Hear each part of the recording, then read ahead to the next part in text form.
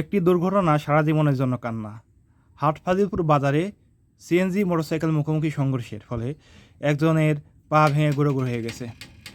এটি তার পরিবার এবং ভবিষ্যতের জন্য বড় ধরনের ধাক্কা।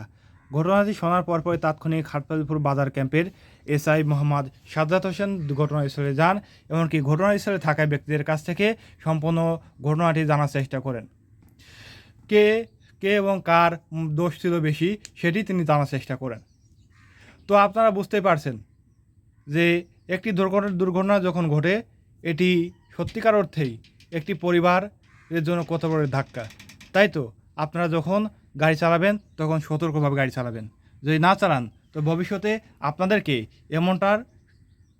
এমন দুর্ঘটনার সম্মুখীন হতে হবে যা আপনি আপনার পরিবারের জন্য বড় ধরনের ধাক্কা। তো আপনারা যখন মোটরসাইকেল চালাবেন হুঁশের বাড়ি খায় চালাবেন। আজরাইলকে দেখে শুধু দৌড়াবেন না। যদি আজরাইলকে দেখে শুধু দৌড়াইতেই থাকেন তাহলে নিশ্চিত মনে রাখবেন আপনি কিছু দূর গেলেই এই আজরাইল আপনাকে ধরে ফেলবে, আপনি যেখানেই থাকুন না কেন। তাই তো মোটরসাইকেল যখন উঠবেন তখন সতর্কভাবে গাড়ি চালাবেন। মোটরসাইকেলকে বলা হয় মোটরসাইকেল নাই, এটাকে বলা হয় মরণ সাইকেল। আপনি যখন উঠবেন তখন চিন্তা করবেন আমি মরণকে সাথে নিয়ে মরণ সাইকেল উঠছি। অতঃপর আপনি এটাকে কখনোই হেলাই ফেলাই নেবেন না।